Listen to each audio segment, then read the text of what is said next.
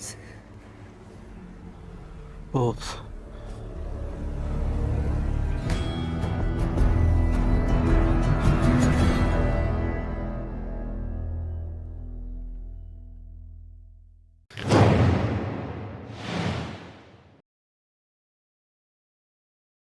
Hello and welcome to the latest episode of The Last of Us HBO Spoilercast, where we are once again, I'm going to talk about the new episode of the TV show and all of the things that are in it with full spoilers. So if anyone's watching this who has not seen the show yet, if you've not seen episode 3 of The Last of Us season 2, then go and watch that before coming into this discussion and then come back. We will have a section which I imagine this week will be relatively long as well, discussing spoilers for things that haven't happened yet, because a few of the things that have changed and a few of things that might be coming up kind of all play into each other in a really complicated way. But we will have another warning demarking that. So for anyone who's played the game already, you'd be fine to watch the whole thing. Anyone who hasn't and wants to be completely fresh for episode 4 and onwards, we will give you that warning somewhere in the middle when we get up to that point. But before then, this week I am joined once again by Brooke and Dylan. Some of our other guests unfortunately couldn't make it today. Ash is on another podcast, which I think is rude, frankly. And my wife Dee is currently very tired post tattoo yesterday and recovering in bed. So but I think between us, we'll have a lot to say. Probably more than I expected to have to say on this episode after how heavy last week's episode was. But should we kick off with reviews and what everyone thought in general, kind of the overall view of it? Brooke, do you want to go first? Sure. Coming into the episode, I was kind of excited because I was like, cool, this is going to be more aftermath stuff. We didn't get a lot of it in the game other than what happened, like the immediately following. And then because you're playing a game, you can't have like an hour-long cutscene. So we get like right into the action after. So I was like, cool, we're going to see like a lot more of these characters and what they do, whatever. But I don't want to be negative.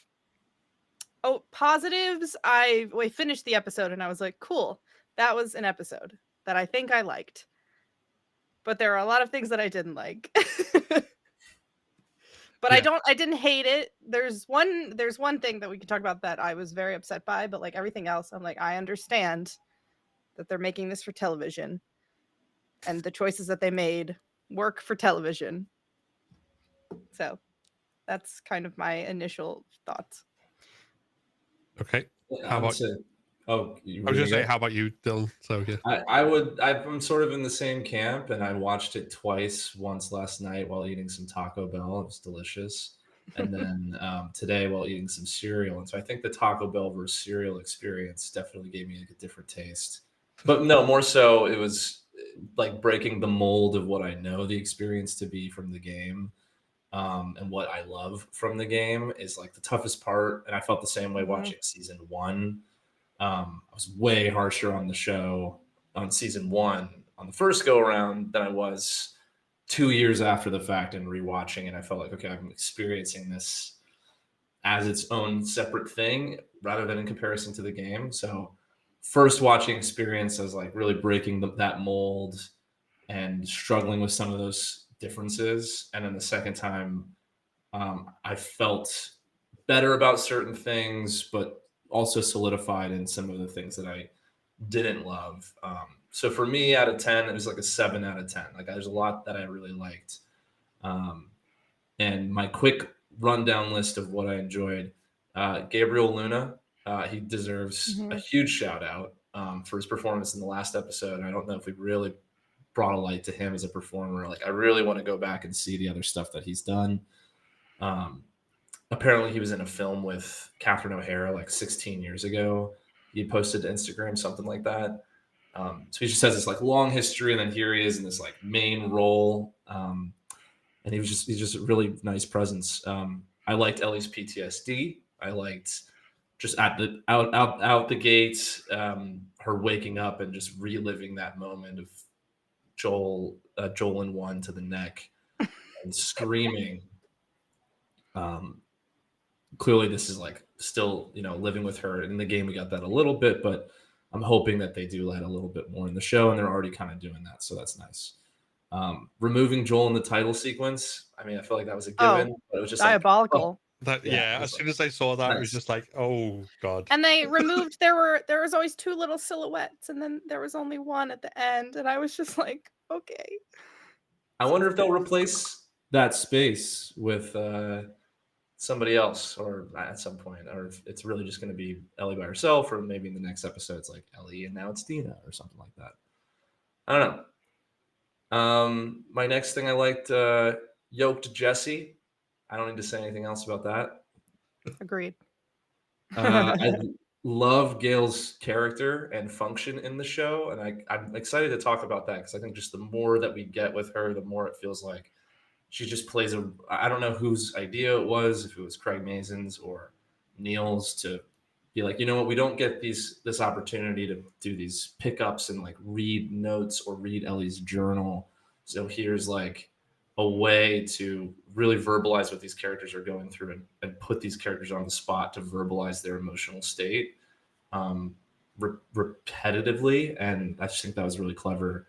And I really want like an emote of her just sipping beer at that baseball game. Bella Ramsey's acting. I like the timeline of 3 months before Ellie and Dina head out. I liked seeing how the town worked through a town hall. I like the theme of justice and revenge. I feel like they're honing in on that a little bit more than the game did. Like, where's the line between justice and revenge? And those are the things that I really liked. Yeah. See, I think for me, like there's one specific thing I think that in terms of the changes where I can see why they've done most of it in terms of the changes to the timeline. Like you mentioned, the 3 months, but I think some of the consequences of that, or at least the consequences as they've written them, are stuff that I'm fairly critical of, particularly in terms of Ellie and Dina's relationship. That doesn't impact there. But other stuff, I think being able to see more of the aftermath, as you said, of Jackson, because we see that Joel's had a funeral, but obviously we don't get to see it in the game because you can't really do that without basically disengaging basically most of the player base if you spend like 2 hours diverting from any gameplay to a funeral. But I think having that scene with Tommy, kind of the immediate aftermath and grief, and that kind of give Sarah my love thing was just, that kind of hit me right there, and seeing all the flashbacks. I also think, I mean, Gail's character is great because like she just steals the scene and everything. But I also think I wasn't sure how to feel about that because I've always joked that The Last of Us 2 basically happened because nobody went to therapy. So I wasn't sure how having a therapist in there would work.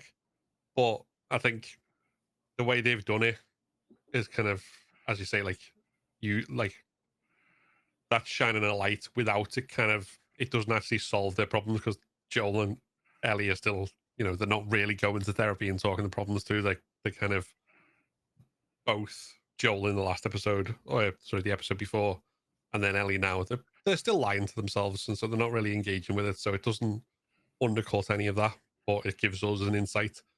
So yeah, overall positive. I think one of the changes as well, in terms of our first glimpse of a certain faction, I am very, very much happy with the way they did that. I think it's an interesting contrast from the game as well, because we don't see them. We only see them in the game as antagonists.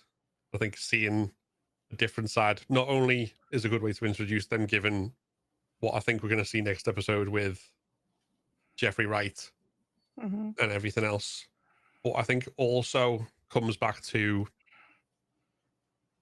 that contrast I was saying about Abby's whole monologue about justice and having a code, and there's some things that people agree is wrong. We already saw, because we watched the previous season, we saw that some of that was her lying to herself anyway about like the doctor and what the doctor was actually doing. And now we see the whole thing about killing unarmed people and not doing it is also a lie. And again,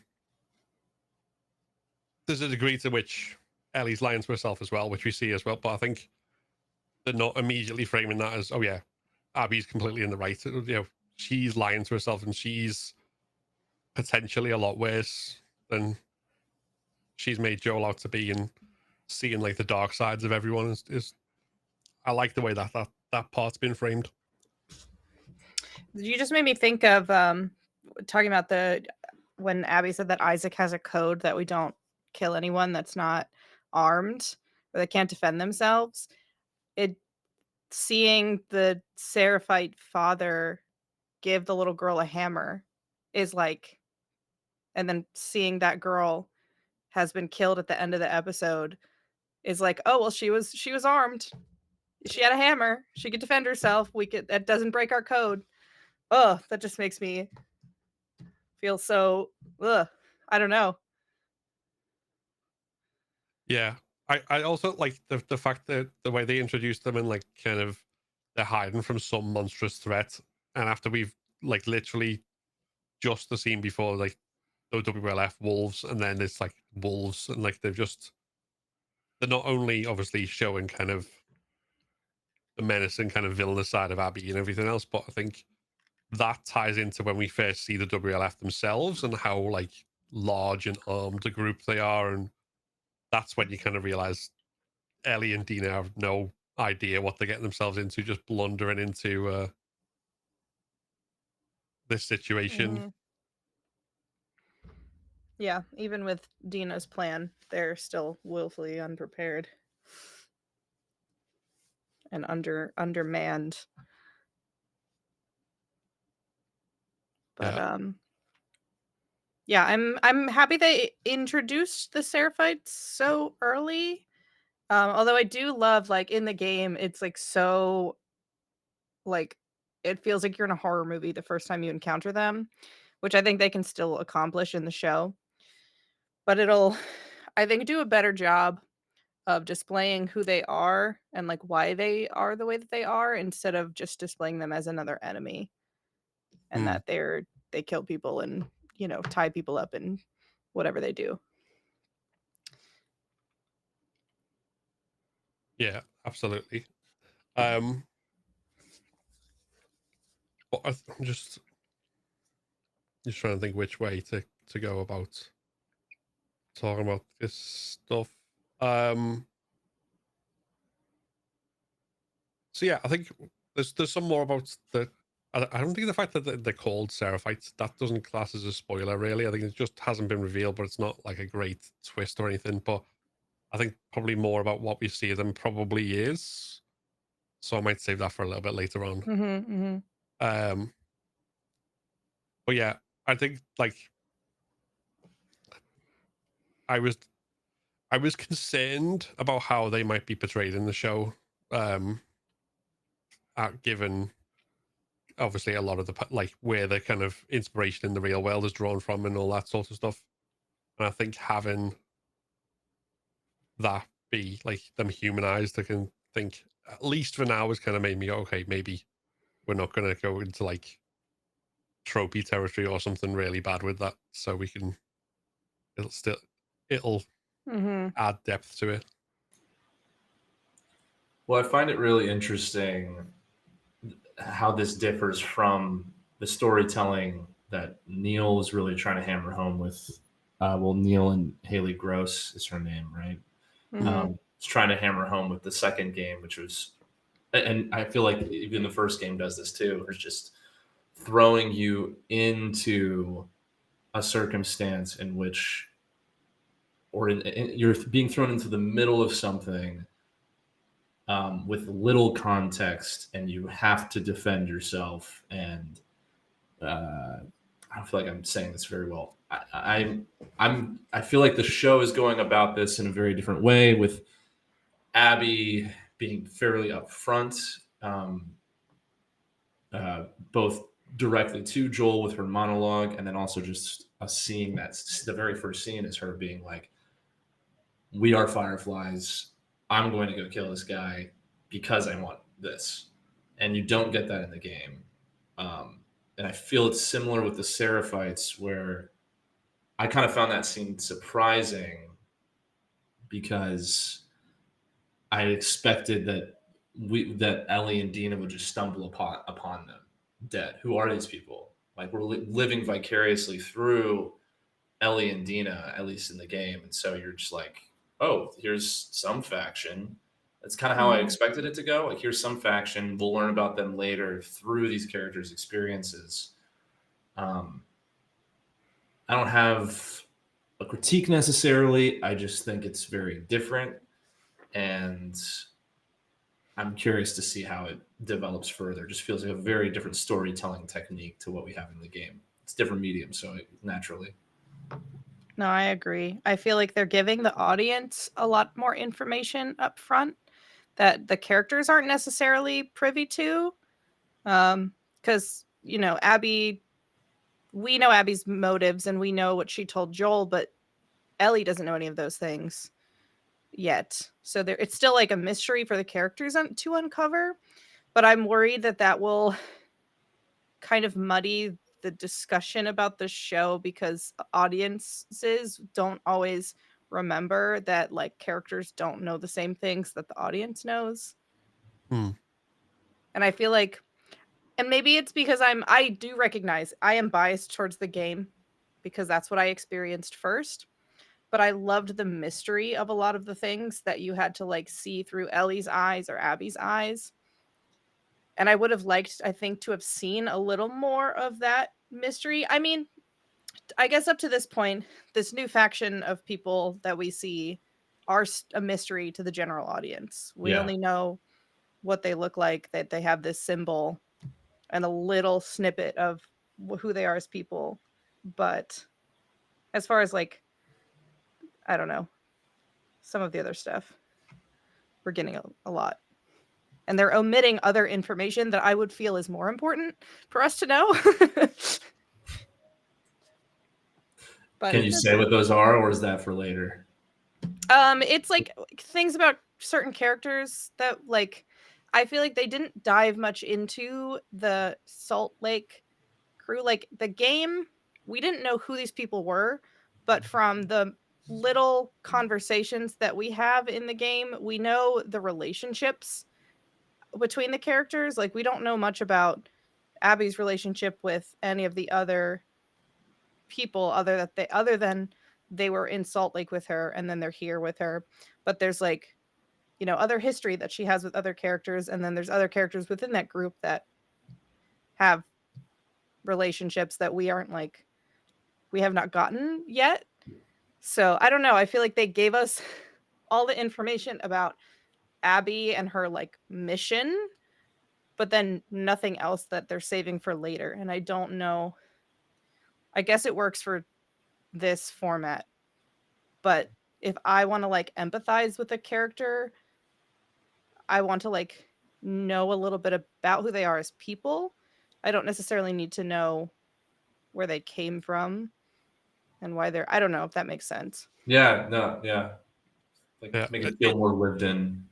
it does seem like they're still trying to do the whole thing of like, we're not going to give you any reason to empathize with them until we want you to. Until then, we're going to give you all the reasons to hate them. Like, because I think that whole adding of the child thing, and like Ellie even makes that point quite emphatically. If Abby and her crew did this into a child, and it's like kind of like ramping up, they're just adding on, piling on more easily. We're still in that phase. We don't want you to like this character. We want you to hate them. We want you to be on Ellie's side almost. And I think there were a few interesting like choices to that effect. Particularly when we go back to the conversation, what was a conversation between Tommy and Ellie in the game and what became the town meeting in Jackson, which makes more sense for the context that they've set up and everything, I think. But that sense of being outvoted on justice, kind of to choose, like, ready to go on this mission and almost forced to go alone, underprepared because they won't do this. Hmm. I think again it does feel like they're kind of trying to ramp up that sense of putting everything behind Ellie and Dina. Even, and I'm still not sure how I feel about this, but even Seth. Oh my God! That I Last week, Brooke, were you here last week? I I think was you. not. I missed Oh, it. well, last week you Yeah. were like joking all about how we were gonna get a lot of Seth in the next episode. And we literally got so much Seth. Didn't expect that at all. I actually really like that. I don't know if I'm in the minority here with that. Like, I think people jump to conclusions when after the first episode aired and they were like, oh, they said that we're gonna get like a backstory about Seth. I don't care what that bigot, where he came from or whatever.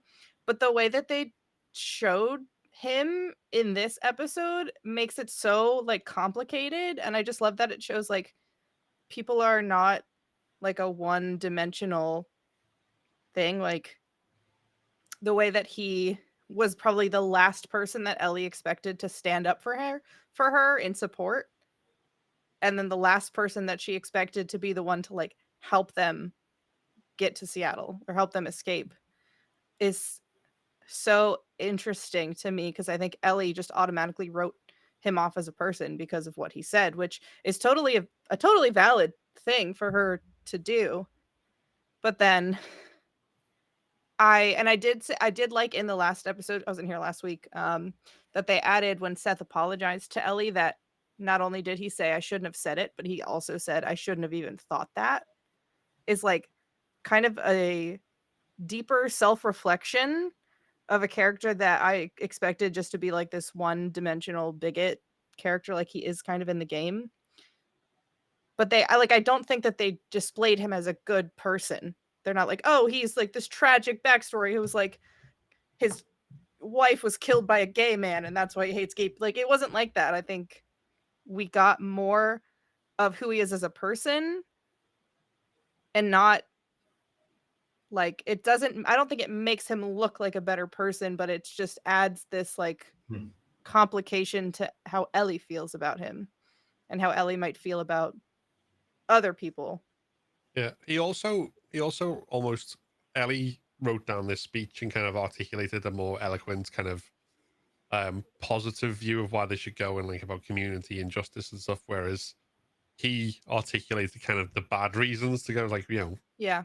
they did this to us, one of our like we've got to go and get them, which again isn't even like necessarily bad. It's still but it's a lot more negative, I suppose, in terms of that, and it's probably closer to what Ellie might have said if she just gone off Mm-hmm. off Yeah, I the think top of her it's head kind of they thing. talked about this on the podcast, I think a little. I listened to it when I was at the gym today about like Ellie just expects that this is a guy that has completely different views as her, but then he's saying all the things that she wished, like that she wants to actually say, because we know that like speech she wrote is total bullshit, and that's complicates things, I think, for her.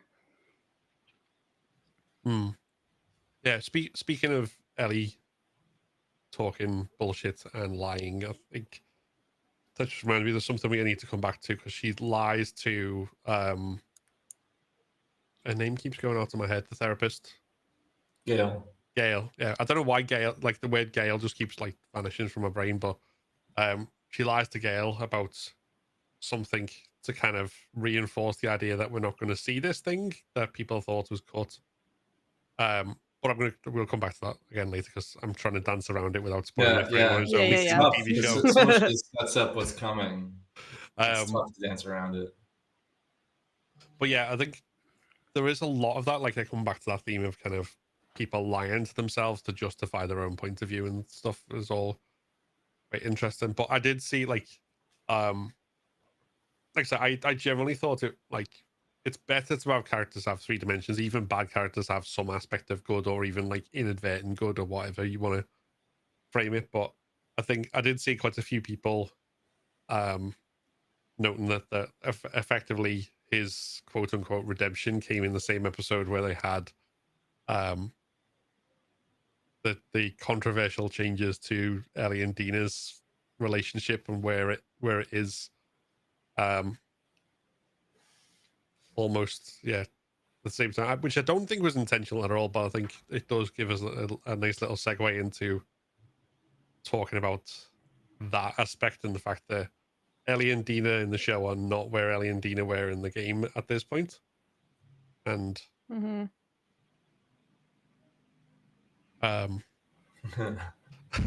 I mean, they're gonna get there, I think. But Yeah. again, like we're kind of dancing around it. I do when we get circle back to Seth, I have thoughts, but it is again like it's so much of this stuff is contextual to like where I feel like I know things are going, and I have thoughts, I guess. But Ellie and Dina, I like their dynamic a lot. Yeah, I don't have a ton to say on them. I think that the timeline is different, but I I think that their bond is building. I'm just curious as like things ramp up how they're going to develop. Yeah, again, just dancing around it. Yeah. Well, I mean, without, because there's stuff out like dancing around, because there's stuff that we as gamers know about Dina that we can't, that they haven't revealed yet. And I think they've changed, because they changed the timeline and had that 3 months, so they left in the spring essentially after the Mm-hmm. funerals and everything else, which again makes a practical sense given what they did to Jackson. They also changed kind of, they had Dina choose to go back to Jesse, and then I think the part that like I've seen a lot of people kind of rub people the wrong way, I suppose, is the part where it, like Dina, they talk about the rape my kiss, and like Dina's like, you're gay, I'm not, and it's kind of like, yeah, I do think they're going there. I think they're going there, and I think the chemistry between the two of them is fantastic. But I also think there's an underlying issue. But I mean, I'm going to look at Brooke, because like you've said some of this in a TikTok and like far more eloquently than I can. So I don't know if you want to kind of, if I just like kind of wind you up and Well, like I let feel you like go. I have a lot of feelings about the way that this dynamic has gone in the show compared to the game, that like I have a lot of thoughts that I can't really like talk about without going into like game spoiler stuff. I will just say for now that I would have loved to have seen, to me, like kind of connecting it back to Seth being a person who grew up in the old world and has all of those prejudices and societal norms of the old world, especially having Outbreak be 20 or 2003, that being accepting of the LGBTQ community was like not quite as far advanced as it was like in the game. The Outbreak isn't until 2013, so I think the acceptance is a little bit more there. But to me, like Ellie and Dina only know this new world. They only know this post-apocalyptic world where like you could get your face eaten by a monster at any given time. And so to me, the thought of them having these like old world struggles of like gender and sexuality, like that type of storytelling in a universe like this is not interesting to me, if that makes sense. I love, like, I've always viewed Ellie like, yes, she's a female character, but I've always kind of viewed her as being like kind of outside the gender box, and it's just not a word that she had like a there's not a thing that she had like a label for, especially having Ellie be played by a non-binary character or actor, which I think is really cool. So I don't know if they're going the route of like Dina being like so unsure of her sexuality or like feelings for Ellie. I don't know if I like that, because I saw like in the chat that she's otherwise extremely sure of herself, which is something I love about her character. I just don't think that this was like a necessary ad other than to like draw things out and make the relationship like a little bit more of a slow burn. If that makes sense. Yeah, it does also change the dynamic. Again, of like Dina's going because of her own connection to Joel more than a connection to Ellie, Mm-hmm. which again they've set that up to a degree, but it changes kind of how Ellie and Dina relate to each other, and I don't know whether that'll change anything that we see further on down the line, whether it'll alter Yeah. the stakes, I suppose. I or anything. think going through at least in the games, the most important person to Ellie is Joel, but the other most important people in her life are Dina and Abby in different ways. And I think having Dina serves a similar role in the show, but now in a different way. Like, to me, I just don't think that Dina needed more motivation to go with Ellie to Seattle. Like that, like unapologetic love and support for Ellie was like good enough for me. You know what I mean? Yeah, like I said, I think we'll get where we expect it to be. I think it's just I don't know, the choice. I can see why there are people have kind of taken it, I suppose not bad, but like not as pleased with, like sort of favoring the game more in terms of like how it's done a lot of that stuff. Yeah, I think my like main thing is that I understand adding this to a character that we otherwise don't like have a lot about, like making, I guess, Dina more three-dimensional, but it's just not part of a story. Like, it's not something that I was interested in like having in this story, if that makes sense. I don't know. Like, going back to Jesse is totally believable in that like 3-month period. Like, that part doesn't bother me. But I guess being in denial of your feelings for someone, I think is different than being in denial of like your sexuality. And I think they could have done it without doing that. Hello. Hi, I've joined the stream just literally for this bit because I also have feelings about the whole Dina and Ellie thing. And I think I'm probably going to be close to Brooke with this. I don't like what they've done. I think it was very clear in the game that Dina was into Ellie, and she was quite clear to Ellie, like, you go, I go. That being missing from it. And yes, the whole like straight to buy to pan pipeline is in the works with like, you're gay and I'm not. Yeah, all right, Tina, we've heard that. But it's not doing the same thing. And the whole idea of Ellie, to me, is that she's this wild creature. The fact that she's had to go in and be really not herself and have Seth give voice to her in a monologue, which was weird, I think is one thing. But the idea that Ellie isn't latching straight head forward into this relationship with Dina is just really, really weird, as is the whole went back to Jesse thing.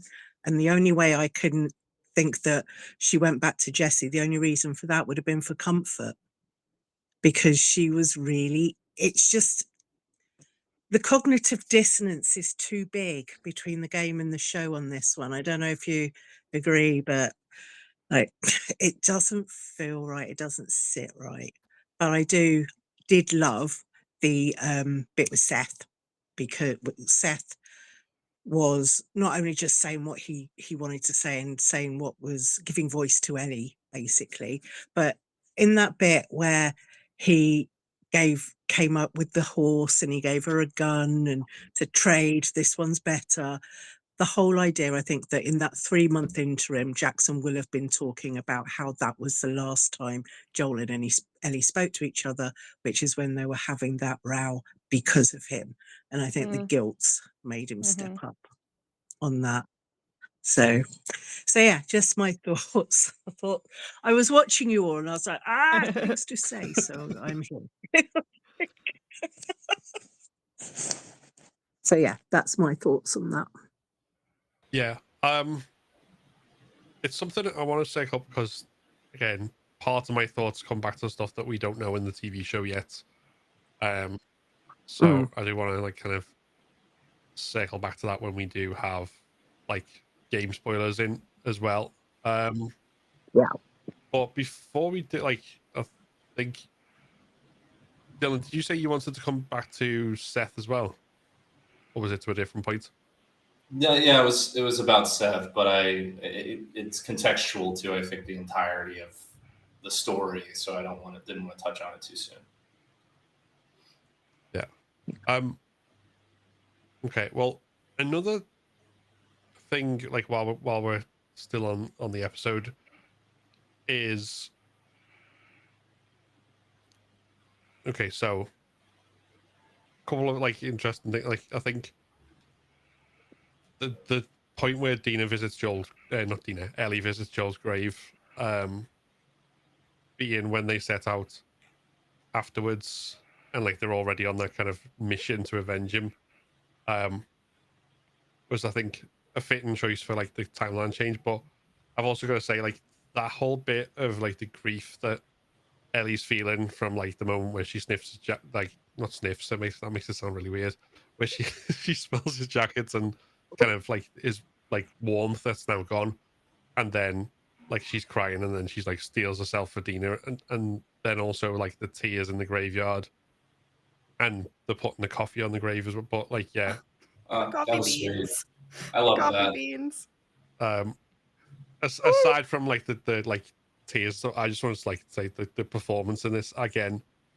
I think, especially given that there's still this like so many people who want to find any reason they can to like just put hate on her and stuff. I think it's worth underlining Bella Ramsey's performance. They're absolutely like killing it, especially kind of those moments of extreme emotion, like whether it's like extreme grief or extreme rage. Even that like That bit in the hospital. yeah, even the point where when Dina says, "I've got your cookies because I'm going to make you mad," and then you see her face change, and then she tells her, and then she's like, I don't fucking care. Like that change, like all of that is just like they're absolutely killing it with that stuff. Yeah. I also liked as well with the graves that Joel is buried with everybody else 10 miles south, because it kind of underlines to me that though Joel was the center of Ellie's world, though he was loved, he wasn't the center of everybody else's world. So it wasn't as if he got buried in a special Joel plot, but he was with everybody else. Everybody else there was also a loss to Jackson. And I think that underlines that really nicely. Whereas like Ellie's going to the council and saying, right, I need 16 people because it's Joel. And then tried to say, no, it's not just because it's Joel, which of course nobody bought. But the whole idea that for her, he was her world. For everyone else, he was Joel. And yeah, I think had they got him buried in town by his house or some sort of memorial there, I think I would have like taken away from that a bit. I liked that. That was a change I liked. Yeah, and his body being in that room with all of the other victims from the day. I feel like the show has made a stronger point of the theme of like, is one person's life any more important than everyone else? Anyone else? And I think we're going to see that through what continues to happen in the future of the show. Like Is killing Yeah. somebody justified because you don't know who they are? But then if we see then, because like we love Joel, we're upset. We don't like Abby because she killed someone that we know and have grown to love. Yeah. But Abby doesn't know any of those things. But does that make her right in what she did? Does that make her wrong in what she did? Joel killing all the Fireflies because he's protecting someone that's so important to him. Do all of those people's lives not Yeah. matter? I think it's going to be a thing that we continue to see. Yeah. Yeah, I think it's made it more interesting. It's widened it just from the everyone's a villain in someone else's story type thing, and it's brought that out. It was when Maria said to hunt them down and execute them. And the word execute, I thought was a really good Mhm. choice, because it wasn't just kill them, it wasn't murder them, it wasn't get revenge and what have you. It was execute, which is a word that's either used for a mob, it's like always an execution with the mob, or for something that is state sanctioned. So it's like a death Yeah, penalty, it's the court. but It's like state a verdict that's sanctioned. been delivered upon them. Like, yeah. Mhm. Yeah. Yeah, yeah. Yeah. It's like we all agree they need to die, but we don't want to spare 16 people when we've just lost a load to do it. Hmm. Yeah. And by the looks of it, they could even 16 may not have been enough for what they're facing. Oh yeah. No. Yeah. Yeah. I thought it was such a good shot. Such a good way to end the episode as well. It's like, oh, there's not many of them then. It turned out there were many of them. And we don't get a glimpse of Abby or most of the Salt Lake crew. We do see Manny briefly. Yeah. I thought that was interesting. We see him in a very kind of un-Manny like role, and I think it's more apparent that they've kind of put his character in and Jordan's character, because obviously Jordan doesn't exist in the TV show, together, because they've got him wearing the backwards cap, which was Jordan's, and just being all kind of sassy about it in a way which again doesn't really, like, Manny's someone who follows orders and like is a loyal soldier and like believes in the cause, rather than the person who's like, oh well, I thought you wanted me to do this, now you're asking me to do this instead. Getting all like sassy about it. It definitely seems like they're combining those two characters together, which I'm fine with, because there's one line that we don't see until later that I really hope we still get, because I think it's so funny. Something that Owen says. That's one of my favorite lines in the. But I will, when we get to spoiler stuff, I will. We'll talk about it. Okay. Well, before we jump into that territory, is there anything else on the episode itself that that people want to talk about? Just wanted to reiterate Bella Ramsey's acting in this episode was great. I don't care for people's lack of suspension of disbelief. Not even disbelief, but just lack of imagination that Ellie could look any different. Because you look into Bella's eyes, I mean, just the moment when Dina says, "This is a peace offering. I've kept information from you," and that was Ellie. That was Ellie in their eyes. There's such a fire there, and they read as a very different Ellie. I would say generally a younger Ellie, but I'm really trying to challenge myself on that as a preconceived notion of what I know Ellie to be, and like just the maturity of Ellie from the game, the way just physically how she carries herself in the game, because Bella Ramsey is 21 years old. So like, this person is 21 years old playing a 19-year-old. To be fair, a 21-year-old playing a 19-year-old is young, since in TV it's usually like a 35-year-old. Yeah, that's true. Yeah. But yeah, there are those moments. I think one moment that sticks out, I think we drew attention to, is as soon as she leaves that hospital room, Ellie, Belle does a great job of having this almost self-convincing elation and peace as Ellie leaves the hospital room, and she's crossing these shadows, and as the shadows cross her face, she just drops into, no, I'm still living with this, which Gail knows.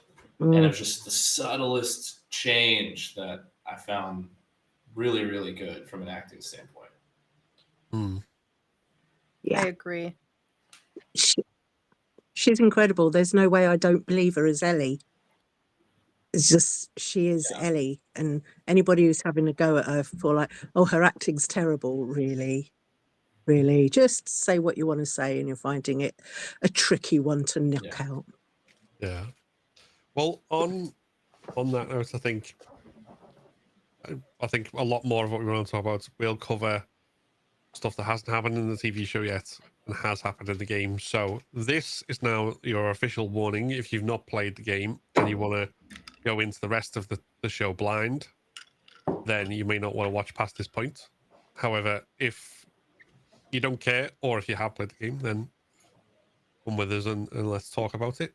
But while we're still in the hospital, I mean, it's worth saying, there's not much more to say on it, but I think it's worth saying when she said, I didn't go back to him, I should have. She's lying at that point. That's 100%.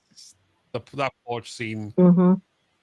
They've got that filmed and ready to reveal. Like that's Yep. there, like, because that fundamentally changes. If she didn't go back at all, like, I think that fundamentally changes too much to like not be there. So Yeah, that there's like a few scenes in the game that I consider like canon events that like have to happen, and that's one of them.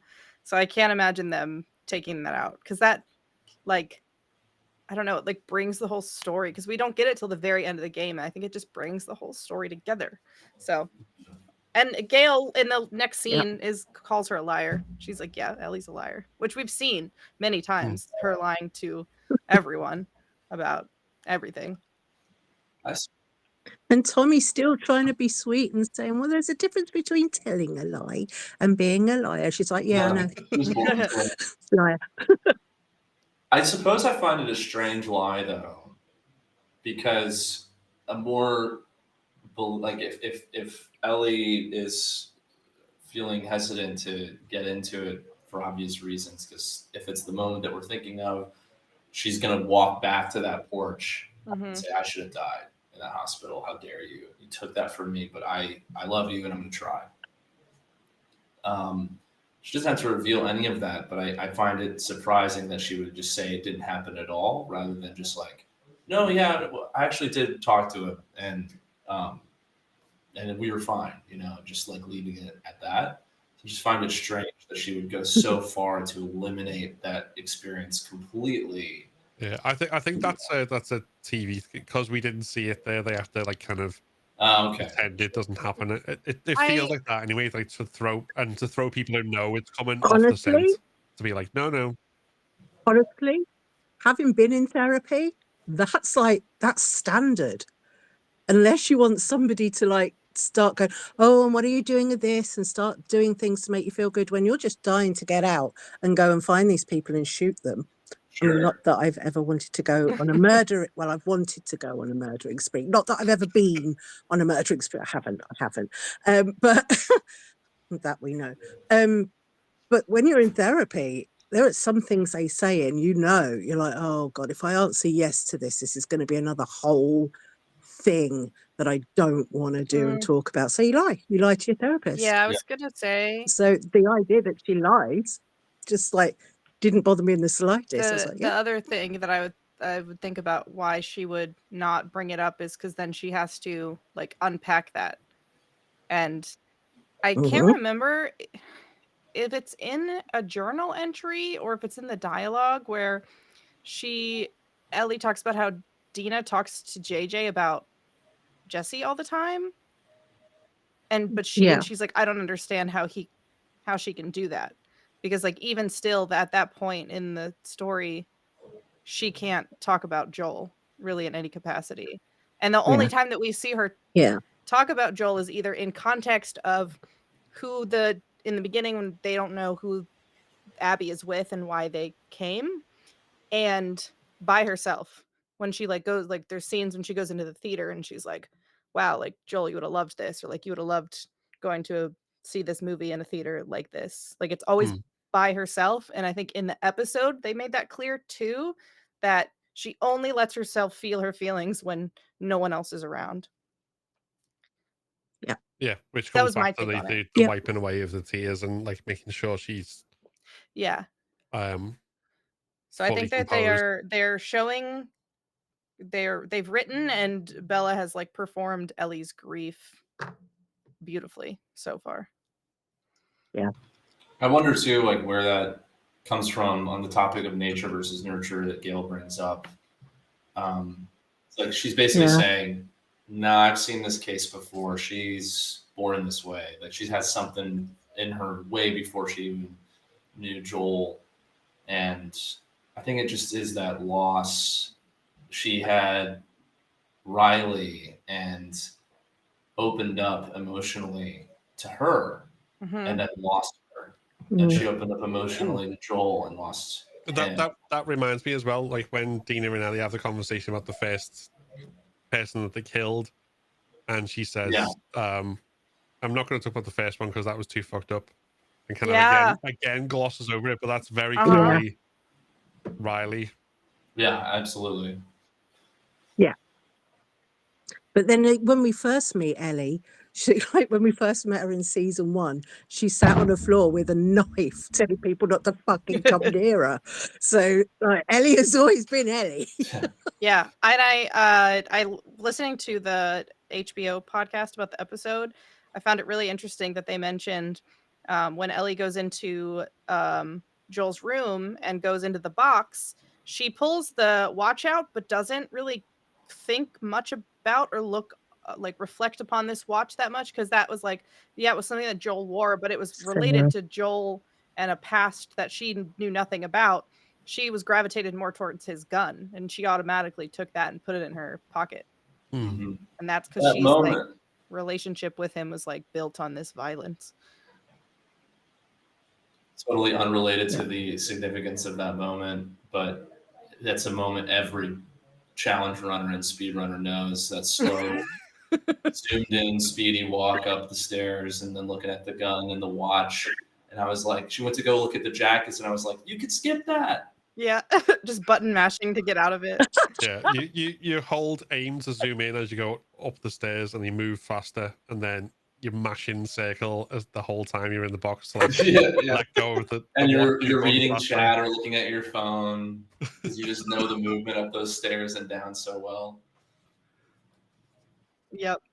Yeah, but we did talk last week about Tommy's relationship to Jackson and having the child and everything, and it would mean that he wouldn't go to Seattle in the same way. He'd potentially follow her. So so far at least half right, because she's gone ahead of him. Like he's got to discover like, oh shit, Ellie and Dina are missing. So we've got, because obviously we didn't get the whole conversation with Maria with like, my husband's fucked off to do this to try and protect you. Now you need to go and rescue him. So we've still got that to come. I think it's going to be what we talked about, what we had predicted last week, which is that Tommy's going to go, well, shit, I got to go get Ellie back for Joel's sake. And Jesse will be like, well, you're not going alone. And I think they're going to go together. That's my guess. Yeah. I do like the Tommy change in the show, making him kind of more of a leader and less of this like dumb hothead character, because I think like the conversation that he had with Joel in the first season about like, oh, all the stuff that we did, and Joel's like, well, we did that stuff together, and he's like, yeah, I only did that stuff because like I was following you.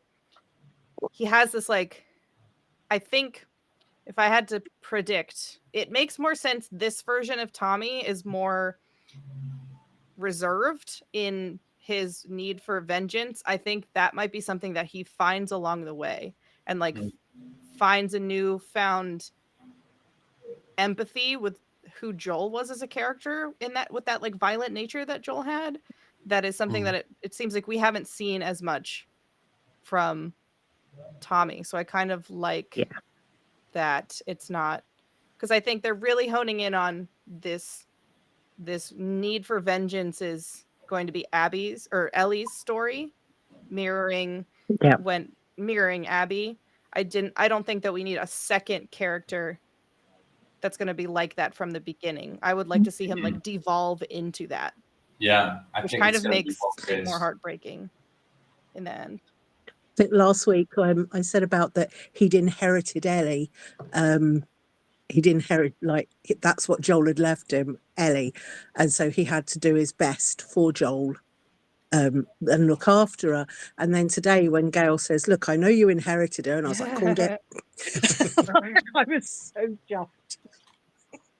So chuffed. But yeah, I'm liking this whole new side to Tommy too. Gabriel Luna is such an amazing actor. Watching him devolve will be incredible, because he's as good an actor as Bella is.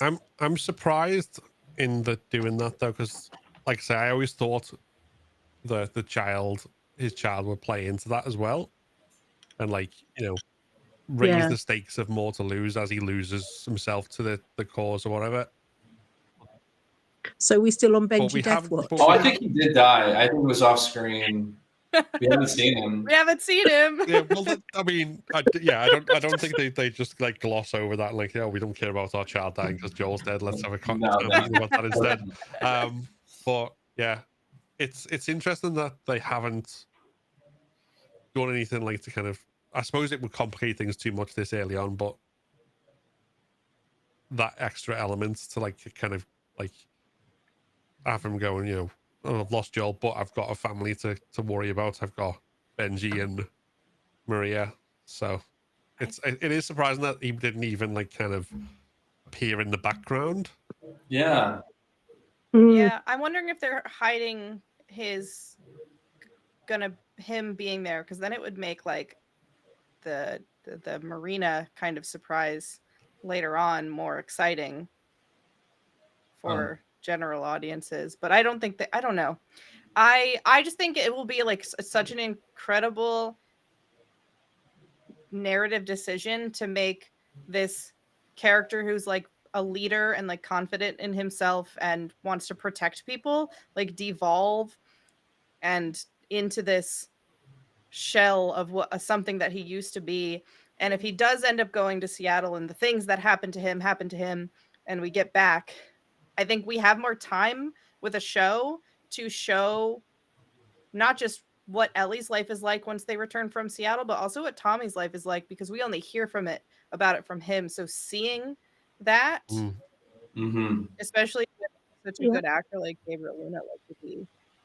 That's why I've been saying it's going to be more tragic either way. Like if you to see all that, especially with the child in the mix. So,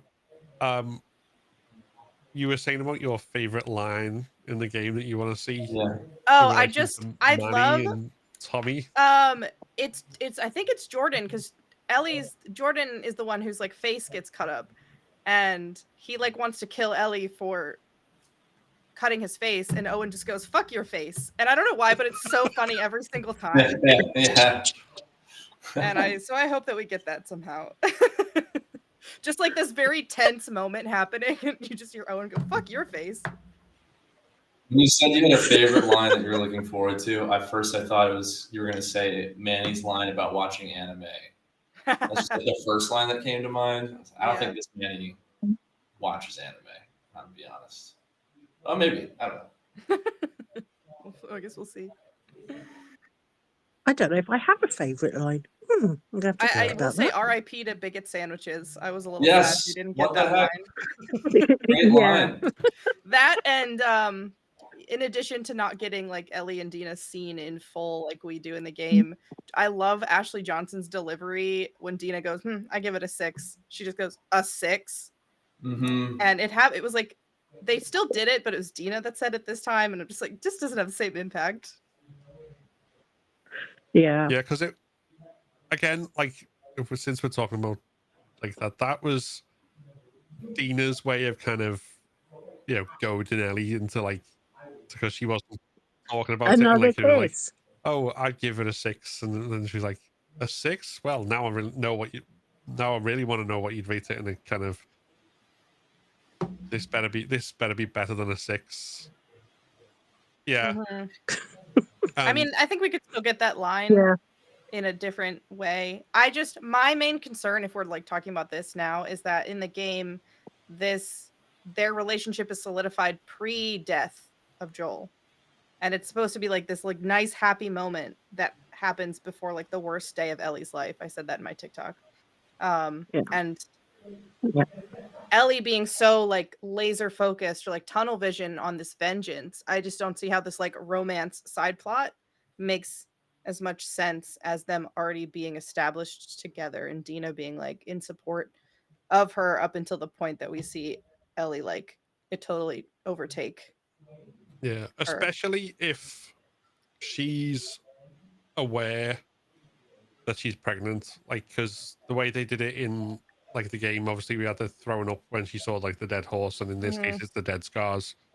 But when they have the conversation and she reveals it, she says like she suspected it for like a few weeks, so while they were still on the road, and if she suspected it while they're still on the road, and would she necessarily choose to hide it if they're already in a relation, if they're not already in a relationship, if that attachment isn't there, or because again, I understand why they had to go back to Jesse in the sense of they had, because they shifted the timeline up.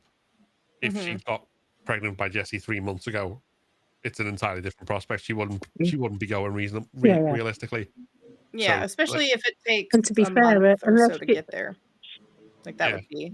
well, she could know after 6 weeks, and the warning sickness goes from 6 weeks to roughly 12 weeks. So it would have all been done. But for me, my favourite line, I think, is quite close to where we were today. And I think this is probably why, again, I'm a little bit sore that we haven't had the Dina Ellie timeline that we were hoping to get. Because when Ellie goes off, she thinks she's going by herself because all it ever was her and Joel and some other people, but mainly it was her and Joel. And by Dina saying, she's like, "You're coming too?" And Dina saying, "You go, I go," is like this huge moment for Ellie where she realizes actually maybe she's not alone and maybe there are things to come back to, Yeah. because otherwise it would have, I've always thought that if she just went off on her own, it would have been a suicide mission and she'd have just gone for Abby as soon as she found her and just allowed herself to be killed as long as she got Abby. But now she's got Dina, and then when Dina reveals the pregnancy, she has a family to think about going back for. So that I go, you go, I go, missing, I think, has taken away a massive character development and plot development. Yeah. And I'm not I love happy that about line it. too. We're gonna see next episode based on it's only like 45 seconds long, the teaser trailer for episode 4. I don't know if you guys all watched that. No.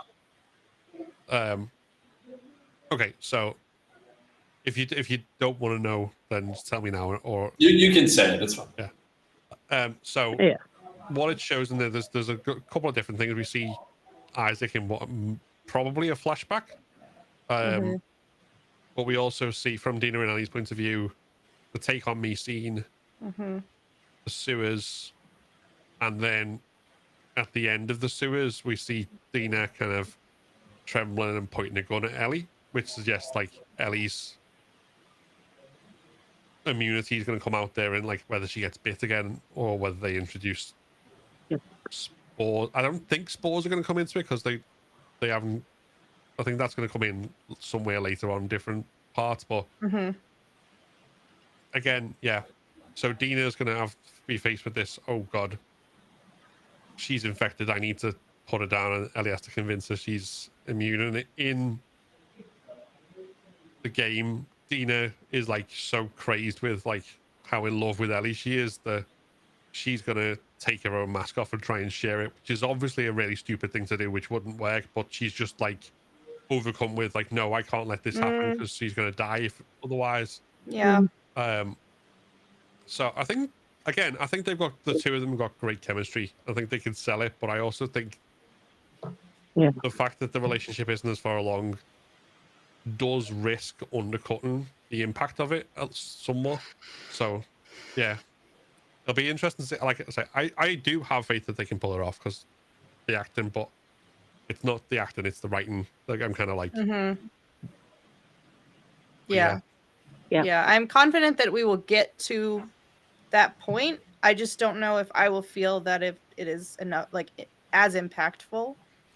Like, which I didn't even think about the fact that she was willing to pull her mask off and share it, which is obviously not something that's going to make sense, like not going to work.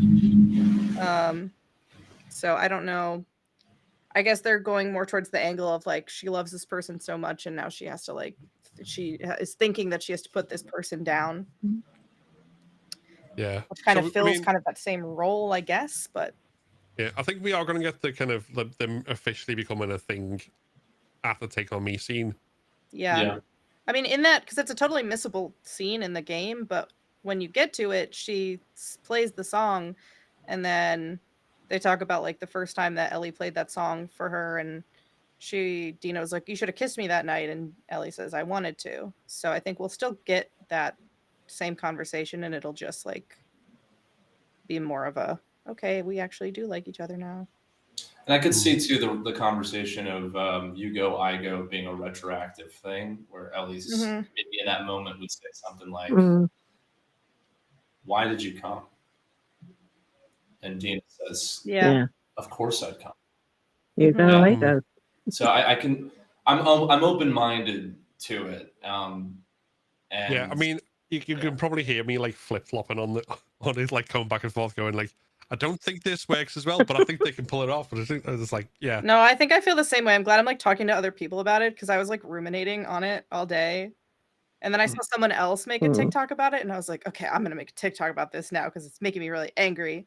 But I'm trying to curb my like expectations. I think, and I thought about this morning, is that I think when the first season came out, I was just so excited to see something I loved so much in a adaptation that ended up being really good, that I didn't have as high expectations of like it being one-to-one. But I also think that everything that they added into season 1 was like an expansion on our main characters. Because the biggest change is like with Bill, but he's kind of a side character, so that doesn't bother me as much. And his story just expands Joel and Ellie's story and their relationship because it's kind of a parallel. This season, I feel like they're doing more to like change our main characters, and that we might still get to the same endpoint, but the way that we're getting there is, I guess I like spent the 2 years between season 1 and season 2 like building up these expectations that I had that were getting different. Yeah. Yeah. Like this is where I'm a mixed bag in terms of the changes. Like, so a lot of them kind of, there's ones where I didn't necessarily think it was necessary, but I can see where they're going with it and why they've done it. And then there's stuff that I think definitely works in kind of a positive way. Like, for example, the fact that we see the humanizing side of the Seraphites so early as well. I think having them, because like the conflict between them and all the kind of, both sides have done awful things, and you see like the dark side of WLF as well. But the WLF in the game were also humanized through Abby's point of view, whereas the Seraphites never got that. I mean, you got Levin Yara, but they were runaways from it. It was still everyone. There was no kind of thing, and obviously that's hugely problematic in itself, given that who they're effectively supposed to be a parallel for in the real world, which is like really kind of not reflective of reality at all. But so seeing them and like used to like show just how like bad the wolves can be, I think is a better introduction to them, even if we see them doing bad stuff as well. So that kind of stuff I'm positive about. I'm also positive about like the changes with Infected this season. Like it looks like next episode again we'll be getting like another huge Infected set piece, which is 3 episodes out of 4, which is already 2 episodes more than the entirety of season 1.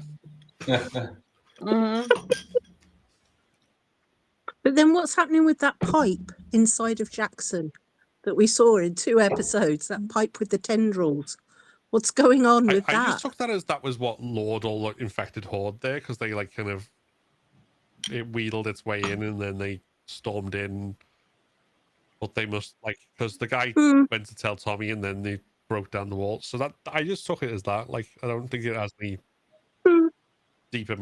I don't think there'd be any purpose to kind of bringing them back to it, because like again it pull our focus away from what's actually like the main driving plot, which is going to avenge Joel. So that's kind of where I took it anyway. Yeah, I think which is a reason for why these infected are specifically being like driving themselves to Jackson specifically. Yeah, because at the point that they were chasing Abby, that they're like miles away from Jackson, and then she outruns them, and then they go onward further, even though there's like small amounts of prey in the vicinity, but there's far more victims over here. Let's go. Yeah, what you have to remember is that, like, when me and Phil first watch it, I've only been awake about 10 minutes. So some of the nuance may be a little bit lost. Yeah. So we have a nice little routine now. Wake up, he goes and gets breakfast, I get the telly ready, we watch telly and eat breakfast. And then it's safe to go onto social media afterwards, because there you go. Yeah. Because it's the episode airs at like 2:30 in the morning for us in the UK. Like basically, if you don't stay up to watch it, then any time after that, like the entirety of the internet is not safe for avoiding spoilers. But yeah, so we're talking about changes and where things were going. The other change, I don't know if it's significant or it's just a convenience because of we don't have to do any platforming to get inside Seattle, but there's no walls around the city. The city is completely overgrown, like compared to like even like the way Boston was, or even probably the way Seattle was in the game, because it's overgrown in parts that have been abandoned by the WLF, but where they live in the stadium and stuff, there's still, it's not been so completely overgrown by nature. So I don't know whether it seems more wasted than it did, like more kind of back to nature. I don't know, or whether that's just me overthinking it. I just thought that shot was just glorious. It was like like a save screen. It was gorgeous. I love the visual effects work in this and season 1, particularly with location. I can assume that this wall is elsewhere, like downtown. I mean, even in the game, when you show up and there's this wall there, it's like this is the remnants of. I don't know. It feels kind of arbitrary to me, because you go through the wall and then you're in downtown and it's this big expansive area, and I think very easily the start of the next episode, or whenever we see Ellie and Dina next, they're like coming up to a wall. It doesn't feel like, I don't know. I can see that coming in later. I didn't give it much thought. Yeah, I guess I think just because of like how big and imposing a presence it is in there, or the quarantine zone. But I suppose again, compare it to like the Boston quarantine zone, all the areas that have been bombed are outside the wall, I guess, whereas in Seattle, in the game, they're inside the wall because of the Civil War. I don't know. It's just something that kind of stuck out to me. There's like a clinking sound. I don't know. You guys, Yeah. it's not on my end. I don't think. I'm not clicking. No. Well, let's stop now.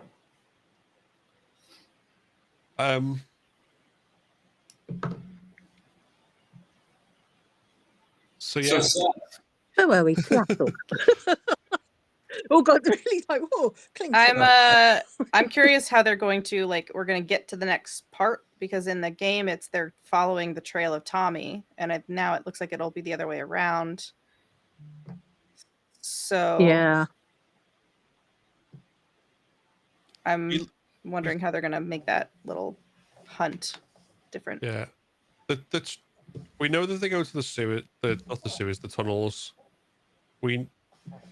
There seems to be screenshots to indicate that they're inside the TV station, which probably leads them into the tunnels. Mm-hmm. But do we think they're going to skip, go into the elementary school, particularly if that's only where to kill Jordan, who's not a character anymore? I feel like they have to lose their horse somehow, but I don't know if the show will be as brutal with Shimmer. I kind of hope they're not, actually, because that felt like really, it feels cruel every single time I have to jump over that thing. It's probably harder to you do an explosion stunt with a real horse, right? than the CG one.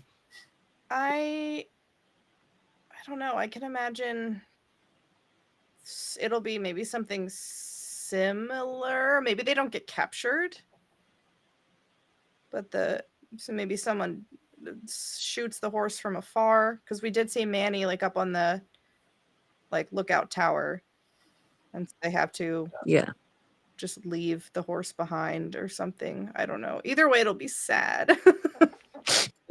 Thinking of the economy of time in the episode, especially if it looks like they're going to do a little bit of WL left backstory, or at least Isaac backstory. I think it's just going to be as simple as, oh my God, there's a whole ass army here. Let's go into this grate, and now we're in the sewers. I think we're skipping the school. I don't think they're going to get captured, because I don't see realistically these two fighting their way out of the school. Just because, and that's more of a game to reality situation. I mean, even in the game, it's ridiculous. Yeah. It would be more realistic if they get captured and have to get through the school, and then they both die. Yeah. that's the realistic. More realistic than my playing experience. That's what happens when I play that part. That's it. Episode 4 is the last episode, guys. No more after that. It's The Last of Us, and then it's The Last of Them. Yeah, no, I can see maybe they end up at the TV station, because that's where they're doing broadcasting, and that's how they find. I'm thinking maybe they might change the order of how they find different locations. I think the TV station is important because it will show the other side of the Seraphites. In this episode, we see them humanized, and then next episode, or at the TV station, we'll see the brutality that they are capable of. Yeah. And I think it's probably safe to say that next episode, probably fairly early on, Shimmer's going to die. So steel yourselves for the most heartbreaking death of the entire season. Joel who? It's not though. There's another one that I found.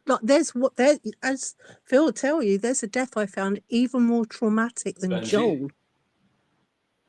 Nope, not Benji. We don't know about Benji. No, I think you're talking about Alice. No, Jesse. No, I'm talking about Jesse. Yes. Oh, I always forget that happens, and then I get to it, and I'm like, oh fuck. Because it's so there's Jesse. No more Jesse. I think that's the last episode, right? I mean, yes. Do we all think this is the finale? I don't think we're getting that far.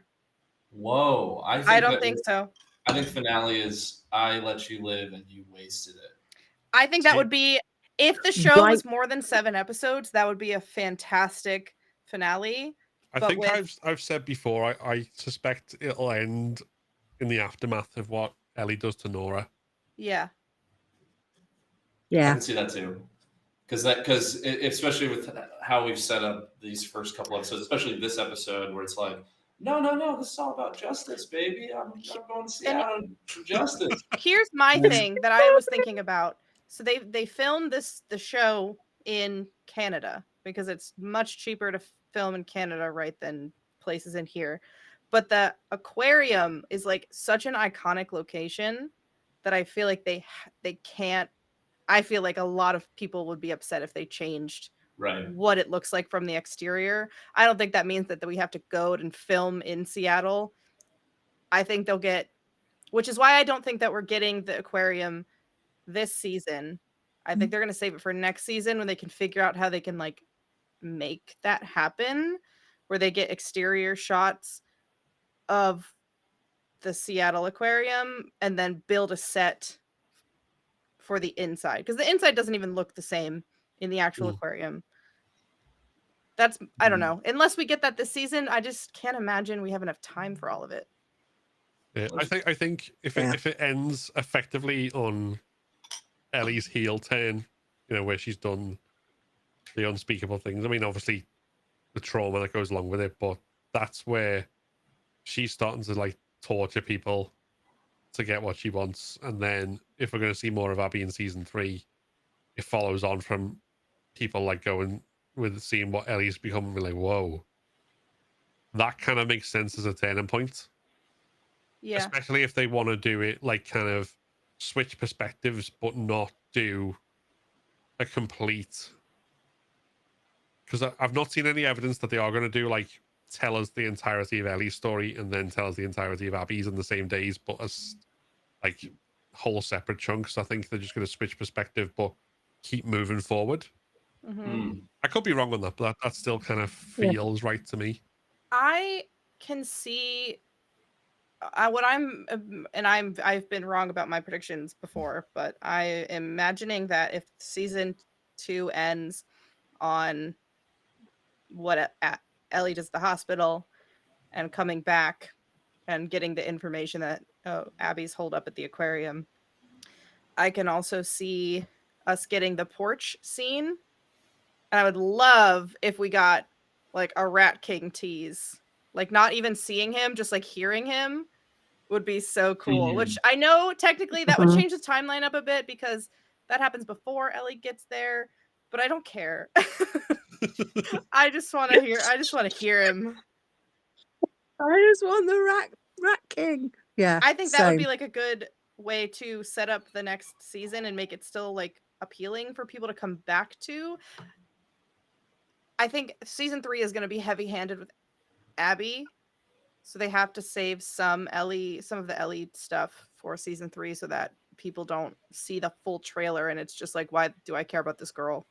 Like, why am I gonna watch season 3 if it's all about this girl that I don't like? Yeah, that's why I think this perspective switch isn't going to send us back in time.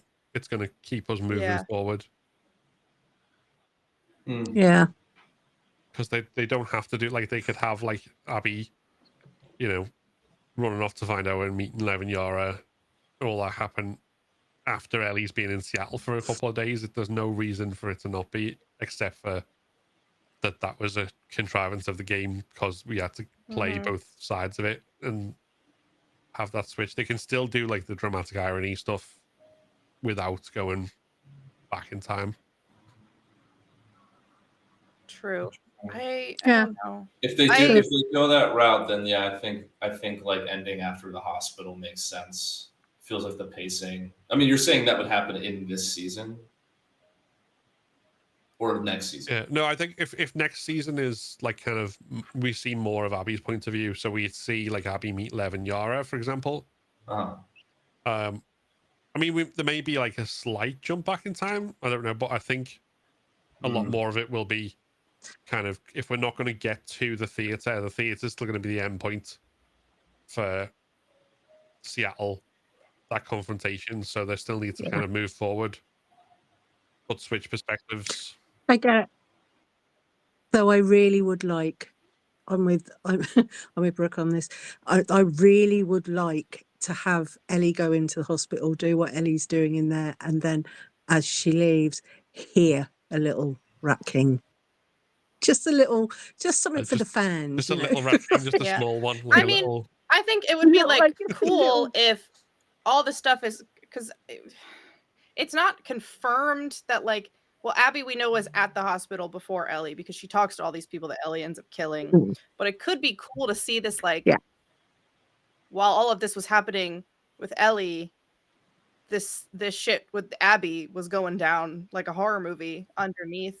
That I think that I agree. I think it should mostly be more linear than it is like going all the way back. So I think of Abby Yeah. this season, I think we'll see her interactions with Isaac and getting stationed, like going back to life in Seattle. And I feel like they'll hold out the Levin. We're definitely not getting Levin Yara this season because we haven't gotten any kind of casting announcement. I would hope that they would take their time to cast the right people to play them. Yeah, I also don't think they'd be able to keep Mhm. that completely secret. No. No. Not at this stage. No, not in the Because slightest.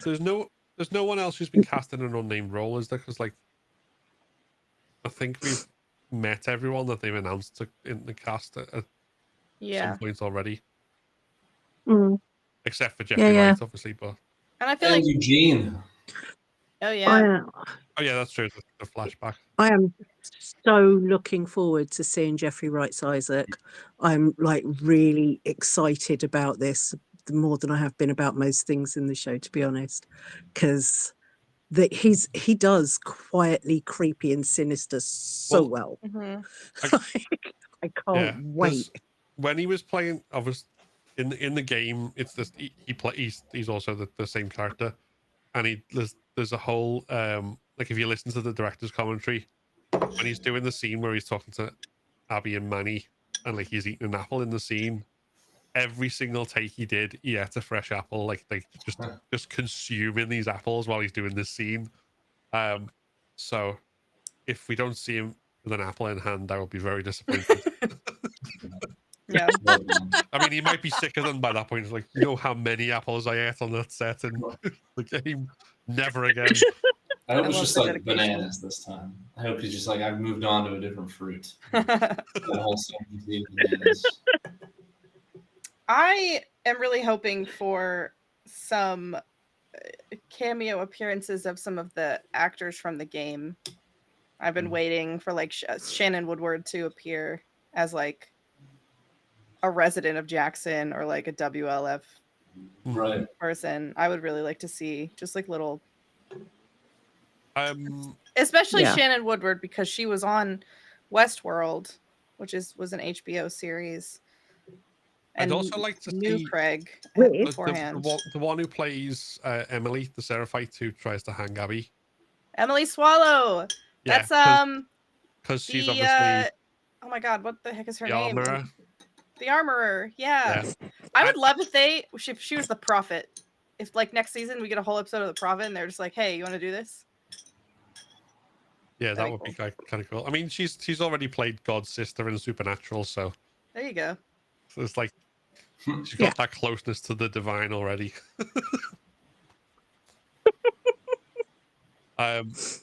So yeah. But yeah, I always thought like Shannon Woodward makes sense. We're not going to see Ashley Johnson or Troy Baker again because obviously they're both dead. Right. Laura Bailey, I think, was only doing the one cameo that she did last season. Was she the nurse? I hope that we see her again. I hope that when they do like if we get more of flashbacks this season of Abby in the hospital, that we get Laura Bailey in there. That would be cool. Yeah. See, what they should have done, like, is have her play an NPC, a different NPC in every single scene with random civilians in, just to like match how often she's like voice performed in different parts of the game. Yeah. Trying to think who else. If we get more flashbacks with like the stuff about Jerry, we can see Marlene again. Oh yeah. I feel like we would get that scene this season. That makes sense to me. Just to get like a little bit more of Abby's point of view. Yeah. It's interesting that they cast someone else for the Doctor, though, didn't they? Like, rather than Derek Phillips, who played him in the game. It's just, I don't even know the guy's name who got headshot by Pedro. I could imagine that they would like just recast it with a different actor to actually play the flashback version of him, because it wasn't important for us to know who that character was until this season. So they probably were like, we don't want to pay a big actor to play this character that will be important later. I don't know. Yeah, I suppose when they didn't even know that they would definitely get in the second season. That's true too. Yeah. Just like with the Dina, the Dina tease that they did in the Jackson episode, or Mm-hmm. the character who may or may not have had a braid running away from Joel's spree in the hospital. But yeah, it's all Easter egg stuff, and then, but again, they've not announced anything, and I don't think they've said anything about Marlene coming back either. Like her actors, she's not said anything about being back in it, so I don't know. It's really hard to tell like what we'll get, because you can go, oh, well, we should get this and this, but then they're messing with the timeline so much you could be completely wrong in the end. It's far less straightforward than the first game. And on that subject, I just kind of circling back to this idea of just moving the plot forward, which I would be interested to see them do that. But one of the things I love about the game, the 3 days and then jumping back in time, I mean, the first half of the game when you're playing as Ellie is just miserable. And you're not getting anything you want. You're fighting so hard and losing so much. And it's just like, oh God, she's just there's not much change going on. Like there's story elements, story beats happening, but Ellie's just so bitter and negative for the first half of that game. And it is kind of an experience where you're like, this is not what I wanted out of this game. Going into it, I really, wanted this Joel and Ellie romp, and now I'm like forcing myself to play this game, and Ellie's just like miserable, and I just, whatever. And of course, it's like the futility of revenge, right? But that to me gets hammered home even more when we switch to Abby and we discover how close Ellie was to her, like over those 3 days. That they were just in the vicinity of one another and just circling one another the whole time. And if we just move the plot forward, I think we lose some of that. But I also, again, like I think you can convey that in a different way. The plot could just move forward chronologically, or just it could move forward when we switch and get more Abby. Maybe it's like 5 days in Seattle, and we get the first 2 or 3, and then the latter half is when. Yeah, I don't think they won't go back at all. I think we'll probably get like glimpses of like little moments in like kind of maybe over a single episode or something. Like I said, I think more of it will be about moving forward in time, though. Like that just kind of, again, I could be completely wrong, but that's just kind of like my feeling based on how I do it from the point of view of TV audiences not being in the same position as game audiences, like where you because you're not tied to a single perspective anyway, they probably expect more. So we probably see, like, say it's 2 days for argument's sake that we get over these next 4 episodes. We'd see like in the first episode of season 3, we'd see some of that first day, some of that second day, but then it drives us into the third day, and we're in Abby's perspective after we've seen how close Ellie may have got or may not have got, kind of thing. Yeah, I think the important parts of their story overlapping is Abby having to go to the hospital and Ellie showing up just after that, or vice versa, like being so close to each other in that aspect, which you could show Abby being at the hospital but not knowing why. Like, kind of teasing what we're gonna get later with why she was there. I also like, I can't see why they could, some of the stuff that we get on up until we meet Lev and Yara, all of that stuff could be kind of put before, like in the aftermath of them going back to Seattle, like some of that stuff, just to show more of the WLF and how Abby's relationships with these characters have changed because of it. Like, I feel like that doesn't have to be on, the same day that Ellie and Dina are getting to Seattle. And obviously we have to end up at the theater. And I think obviously it's important that Ellie goes to the aquarium before Abby gets back.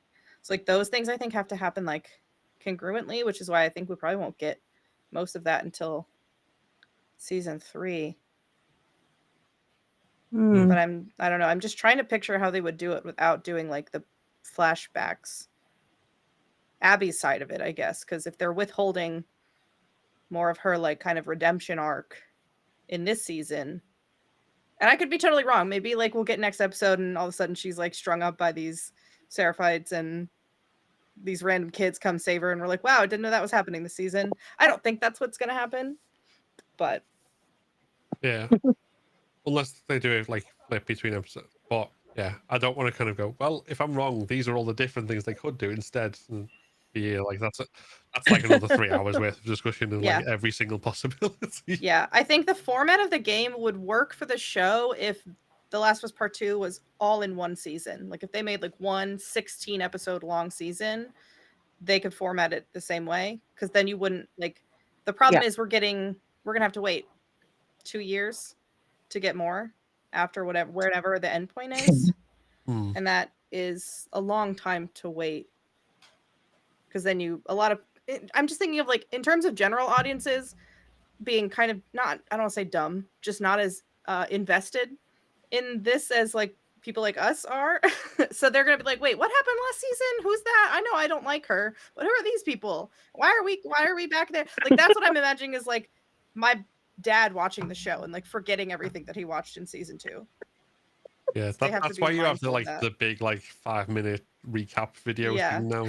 It's like they have to. We know we've not shown you anything about this story for like 3 years, so I have literally a week. Every episode has a big recap. That's true. Yeah. Yeah, I'm still hoping for an episode, not that's the same as Frank and Bill, but is as emotive and out of the loop as Frank and Bill was. Long time in season 1 was my favourite episode.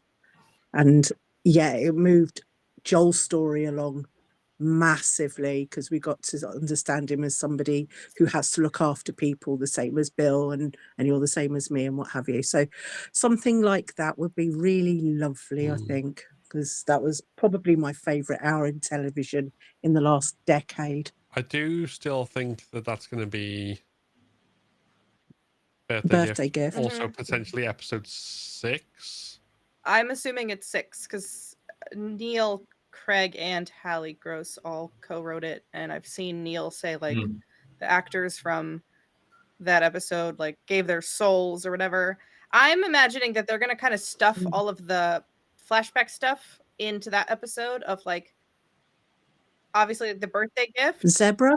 At least with Ellie. I'm not sure about Abby's about stuff, Abby. but I think like the evolution of their relationship into Ellie finding out what Joel did, I can imagine them putting that all in one episode to see like where their relationship started and how it declined.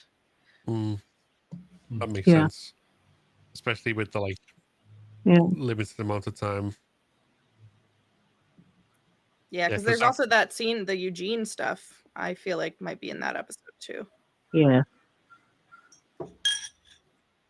because it really is going to be like a tight, because we like if next episode is TV station and tunnels with Isaac flashback, then the episode after that is going to be the aftermath of Ellie finding out. So she's Mm-hmm. whether that means she goes out in search of Nora, whether that means something else entirely. Like, whether we get more focus on the Seraphite, whether we get more Abby, I don't know. But there's literally only that episode and then the final episode to do anything other than TV station tunnels and birthday gift because they're taken, essentially. Mm-hmm. 4 episodes left. That's crazy. Yeah. I don't think I've seen anything about any of them being extra long either. No. Mm-mm. No, I could see No. us getting like some more of Abby's backstory in the finale, similar to how the finale of season 1 opened with Ashley Johnson Mm. being like the Yeah. parent see of that. our main protagonist, opening the episode with fucking telling me. Abby's relationship with her dad. Yeah. That just feels like a natural Yeah. point to put that in.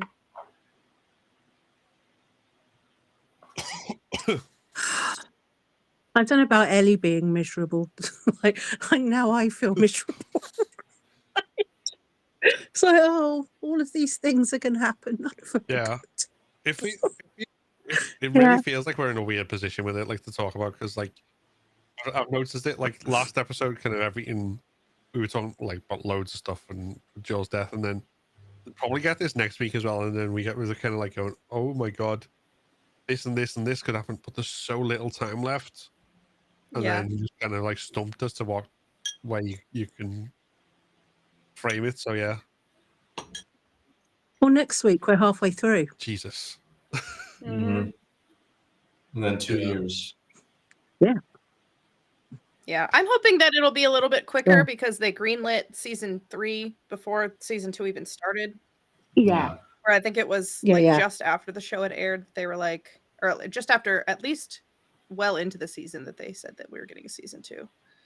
And considering like a lot of this is Yeah. happening so close to one another, as opposed to a 5-year jump in time, it'd be nice if they Yeah. could shoot this in the fall and get it out by the spring of next year. But Yeah. Yeah.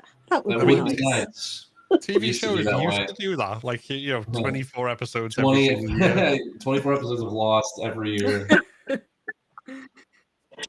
I've just finished Mad Men, and that was like 11 episodes a season. I was like, what's going on? Mhm. And that used to be short. When Breaking Bad Yeah, started doing 13 right. episodes, I was like, oh, I kind of like this. It's like more focused. And now it's really focused. Yeah, I think I don't Yeah. necessarily mind the shorter episodes, like the shorter amounts of episodes.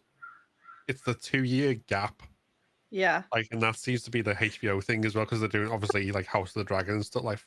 Like it was shorter episodes for like Netflix's Daredevil, but I'm sure we never had to wait as long. No, I think those came out like every year. We got like those 13, and even now they're filming season 2 of Born Again that we're getting. They already said like next March, which will only be a year after the first season. I'm just like, can we go back to that, please? Yeah, it must be a HBO thing. HBO's decided it's like that, like the kind of coffee that needs to be like brewed really slowly, so you have to wait ages for it. It's like, Honestly, no. I feel like it's their tactic to get people to stay subscribed. They're like, oh, well, you're not getting a show for 2 years. Well, you have to pay for us for 2 years in order for you to see it, because people will forget to cancel their subscriptions and stuff. I don't know. Well, I'm watching Yellow Jackets on the same subscription that I'm watching Game of Thrones on. And honestly, I don't know if you've seen it, but I would love to drop Ellie into that universe. I can see that. Yeah. So good, so weird. I'm absolutely loving it. But I usually get into stuff way after it's been on. Like way after. Like I'm only just watching Buffy and Angel. Right. Only just because I didn't watch them at the time. And this whole waiting thing is not good. I'm a That's bingy the curse of person when obviously it like comes to my being with someone TV. who's like, and being someone who's consumed the games, and it's like, well, this game that I play so much there's now got a TV show. Need to watch it. Well, I like it. I like it. Just the not having to wait thing. It's like, oh, first time I watched Gilmore Girls, we watched it all the way through. Same with all of the stuff that I binge. But I can't binge this because it's real blooming time. It's like waiting for a book. It's, get on with it. It's like waiting for Winds of Winter, which is never coming, by the way. And at least Game of Thrones was every year. Is that supposed to be the last book? There's two more Apparently. left, although I suspect we'll get Last of Us Part 3 before we get Winds of Winter. If I had to put money on it. I think George R.R. Martin just goes into his office every now and then and hovers over his keyboard and goes, nah, and walks off just to troll us He's all. probably like writing a word a day. It's like, yes. And Right. Oh, Yeah. but he writes a word a day, but he deletes 2. It is kind of the equivalent. Like the TV shows, like used to be like 24 episodes. I feel like is like in writing terms, like Stephen King. Like he'd sit down for a morning and churn out as many words as he could do in like 3 hours, and then carry on the next day and stuff like that. And then the George R.R. Martin stuff is like the HBO stuff, where we'll write a paragraph, and then we'll spend 3 days like really studiously editing that paragraph, and then deciding where that paragraph goes in the chapter. It's like just get the thing out. Just get realizing on it with doesn't it. fit. I mean, deleting Game of it anyway. Thrones was only 10. Game of Thrones was only 10 episodes per season, but we didn't have to wait 2 years for the next one. Yeah. Well, House of the Dragon I has gone think down that this is same path, though. Yeah. Yeah. It's hard being a Lannister in this day and age. But yeah, so I just wish they would get on with it, and hopefully we don't have a 2-year wait before the next one. Here's hoping. But I think as we've now reached the melancholy, do we have to wait any longer stage? It's possibly we've possibly drawn out everything we can talk about from this episode, unless anyone has any more to add on anything that we've not touched on yet, or any final thoughts.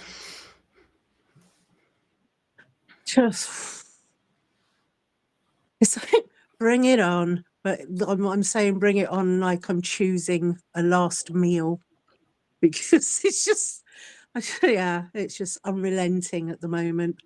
But so I'm hoping for some nice moments. So let's have birthday gifts sooner rather than later is my final thought. Yeah, I think I'm staying open-minded to it. The structure of the game was already complex, and adapting it to television is just going to be different. So, and difficult. So I it's tough for me to be too critical of it until I feel like the whole season's out. I honestly, once the whole thing, maybe even season 3, when this whole thing is done, then I feel like I can go, okay, how's the pacing? Yeah.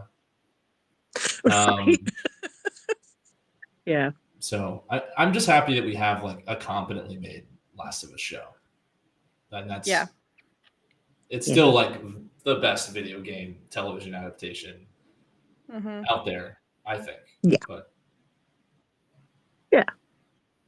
yeah, absolutely. Every week I go, Craig amazing, am I right?